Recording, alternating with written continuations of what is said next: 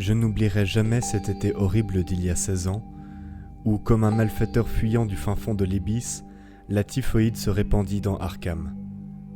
C'est à cause de ce fléau satanique que l'on se souvient de cette année. La terreur aux ailes de chauve-souris rôda sur les amoncellements de cercueils dans les tombes du cimetière de Christchurch. Mais pour moi, cette époque est marquée par une autre terreur, plus horrible encore, et que je suis seul à connaître maintenant que West a disparu. Lui et moi suivions les cours d'été à la faculté de médecine de l'université de Miskatonic, et mon ami avait acquis une certaine célébrité à cause de ses sinistres expériences. Après le massacre scientifique d'innombrables petits animaux, ses recherches bizarres avaient été interrompues sur l'ordre de notre doyen, mais West avait poursuivi certaines expériences secrètes dans sa chambre. Un jour terrible et inoubliable, il avait sorti un corps de sa tombe dans la fosse commune pour l'emporter dans une ferme abandonnée derrière Meadow Hill.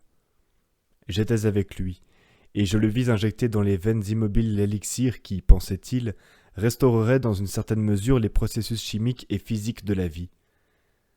Cela s'était terminé d'une façon horrible, dans un délire de terreur que nous finîmes par attribuer à nos nerfs surmenés, mais West n'avait jamais pu, par la suite, se délivrer de la sensation d'être suivi et traqué.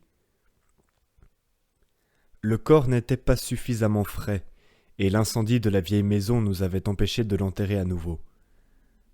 Nous aurions préféré le savoir sous terre.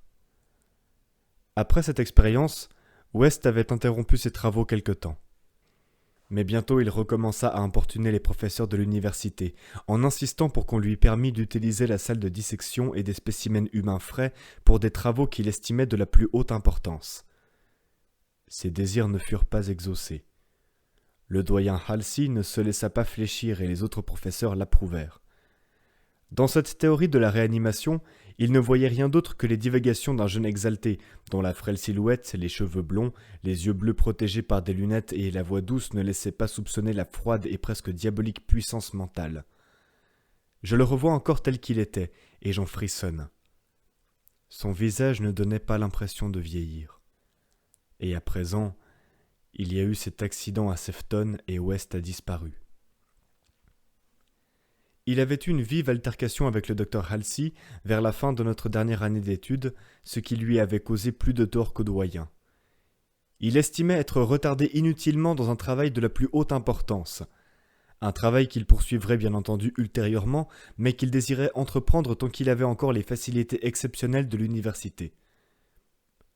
Que les aînés, liés par les traditions, méprisent ses résultats sur les animaux et persistent à nier toute possibilité de réanimation, cela l'écœurait. Le jeune homme logique qu'était West n'avait pas suffisamment de maturité pour comprendre les limites mentales du type docteur-professeur, produit de générations de puritanisme poétique, bienveillant, consciencieux, parfois gentil et aimable, mais toujours étroit, intolérant, prisonnier des traditions et manquant d'ouverture. West, qui était très jeune d'esprit malgré ses étonnantes connaissances scientifiques, avait peu de patience avec le bon docteur Halsey et ses érudits collègues. Il nourrissait un ressentiment grandissant en même temps que le désir de prouver de façon éclatante et théâtrale ses théories à ces hommes respectables mais obtus. Comme la plupart des jeunes gens, il se laissait aller à des rêveries de vengeance, de triomphe et finalement de pardon magnanime.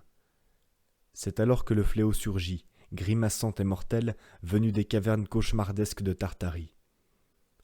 West et moi avions obtenu nos diplômes quand il commençait à se manifester, mais nous étions restés au cours d'été pour faire des travaux supplémentaires, si bien que nous étions à Arkham lorsqu'il se déchaîna sur la ville. Bien que diplômés, nous n'avions pas encore le droit d'exercer.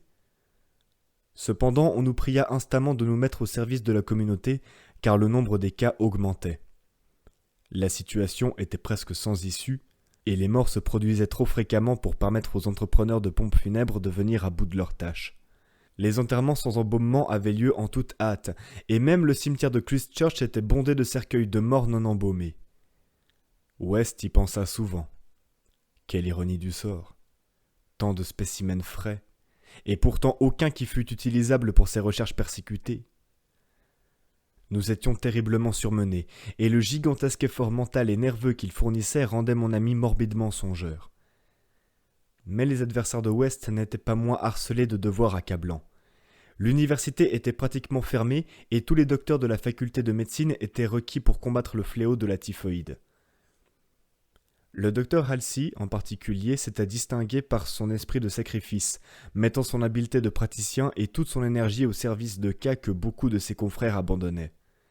Un mois ne s'était pas écoulé que le courageux doyen était devenu un héros, quoiqu'il semblât inconscient de sa renommée tandis qu'il luttait pour ne pas succomber à la fatigue physique et au surmenage nerveux. West ne pouvait retenir son admiration pour le courage de son ennemi, mais il n'en était que plus décidé à lui prouver la véracité de ses surprenantes doctrines. Profitant de la désorganisation de la faculté et des règlements sanitaires municipaux, il réussit une nuit à faire entrer clandestinement dans le laboratoire de dissection un corps fraîchement décédé et en ma présence, il lui injecta sa solution modifiée. La chose ouvrit réellement les yeux, mais fixa seulement le plafond avec un air d'horreur à vous pétrifier l'âme, avant de retomber dans une inertie d'où rien ne put la faire sortir. West déclara que le cadavre avait été trop affecté par la chaleur de l'été. Cette fois-là, nous faillîmes nous faire prendre avant d'avoir incinéré le corps, et West envisagea de renoncer à cette audacieuse utilisation du laboratoire de la faculté. Le point culminant de l'épidémie fut atteint en août. West et moi étions pour ainsi dire morts, et le docteur Halsey mourut effectivement le 14. Tous les étudiants assistèrent le 15 à ces hâtives funérailles et offrirent une gerbe impressionnante, quoique plus petite que celle des citoyens d'Arkham et des autorités de la ville. Ce fut presque une affaire publique, car le doyen avait été un bienfaiteur. Après l'enterrement, nous étions tous assez déprimés et passâmes l'après-midi au bar de Commercial House. C'est là que West, bien que frappé par la mort de son principal adversaire, nous glaça en nous reparlant de ses fameuses théories. La plupart des étudiants rentrèrent chez eux ou se rendirent à leurs obligations tandis que le soir s'avançait.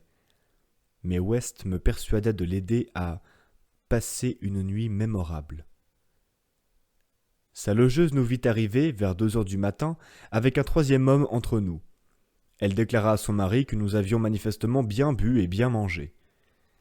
Apparemment, cette mégère acariâtre avait raison, car vers 3 heures du matin, toute la maison fut réveillée par des cris provenant de la chambre de West, où, lorsqu'on enfonça la porte, on nous découvrit tous les deux inconscients sur le tapis taché de sang, battus, griffés et meurtris, entourés de débris des éprouvettes et des instruments de West. Seule une fenêtre ouverte révélait ce qu'il était advenu de notre agresseur, et beaucoup se demandèrent dans quel état on allait le retrouver après le fantastique saut de 2 étages qu'il avait dû faire. Il y avait d'étranges vêtements dans la pièce. En reprenant conscience, West prétendit qu'ils n'appartenaient pas à l'étranger, mais qu'ils étaient des spécimens gardés pour des analyses bactériologiques sur la transmission des germes de maladies. Il donna l'ordre de les brûler aussitôt que possible. À la police, nous déclarâmes tous deux ignorer l'identité de notre tardif compagnon. C'était, dit West nerveusement, un étranger sympathique que nous avions rencontré dans un bar. Nous nous étions bien amusés, et ni West ni moi-même ne désirions que notre compagnon eût des ennuis. La même nuit eut lieu le second événement horrible d'Arkham, qui à mes yeux éclipse celui de l'épidémie. Le cimetière de Christchurch fut la scène d'un meurtre atroce. Un veilleur fut griffé à mort et ses blessures firent naître un doute quant à leur origine. Était-elle le fait d'un homme ? La victime avait été vue en vie bien après minuit et c'est à l'aube qu'on découvrit le cadavre. Le directeur d'un cirque de la ville voisine fut interrogé, mais il jura qu'aucune bête ne s'était échappée dans la nuit. Ceux qui découvrirent le corps notèrent une trace de sang qui conduisait jusqu'à la fosse commune, où une petite mare de sang stagnait sur le ciment juste devant la grille d'entrée. Une trace plus légère les conduisit jusque dans les bois, mais se perdit bientôt.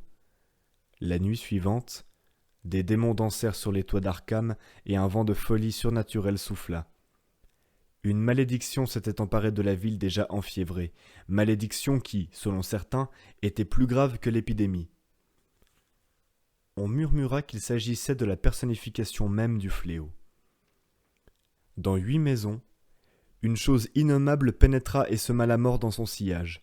En tout, 17 corps furent retrouvés mutilés après le passage de ce monstre sadique et silencieux. quelques personnes l'avaient entrevu dans l'obscurité. Elles dirent qu'il était blanc et ressemblait à un singe difforme ou à un monstre anthropomorphe. Il n'avait pas laissé derrière lui tout ce qu'il avait attaqué car il avait eu faim. Il avait tué 14 personnes. 3 de ses victimes se trouvaient encore dans des maisons frappées par la maladie. Elles étaient déjà mortes. La 3e nuit, des équipes de chercheurs conduites par la police le capturèrent dans une maison de Crane Street, près de l'université de Miskatonic. On avait soigneusement organisé les recherches au moyen du téléphone, et lorsqu'une personne du quartier de l'université fit savoir qu'elle entendait gratter contre une fenêtre fermée, le filet fut aussitôt mis en place. Grâce aux précautions et à l'alerte générale, il n'y eut que 2 victimes de plus et la capture s'effectua sans incident grave. La chose fut finalement touchée par une balle et transportée à l'hôpital local dans l'excitation et le dégoût général. Car il s'agissait bien d'un homme. C'était incontestable malgré ses yeux nauséeux, ses traits simiesques, son absence de voix et sa sauvagerie démoniaque. On pansa sa blessure et l'individu fut envoyé à l'asile psychiatrique de Sefton, où il se cogna la tête 16 ans durant contre les murs de sa cellule matelassée jusqu'à la récente mésaventure au cours de laquelle il s'échappa. Pour les enquêteurs, le moment le plus horrible fut encore celui où, la face du monstre ayant été nettoyée, ils constatèrent son incroyable ressemblance avec le martyr érudit que la ville venait de perdre et qui avait payé son dévouement de sa personne, feu le docteur Alan Halsey, l'ancien doyen de notre faculté, enterré depuis 3 jours. L'horreur et le dégoût atteignirent alors, en Herbert West et en moi-même, une insoutenable intensité. Ce soir, je frissonne en y songeant, plus encore que le matin où West, à travers ses bandages, murmura cette phrase terrifiante. « Bon sang, il n'était pas tout à fait assez frais. »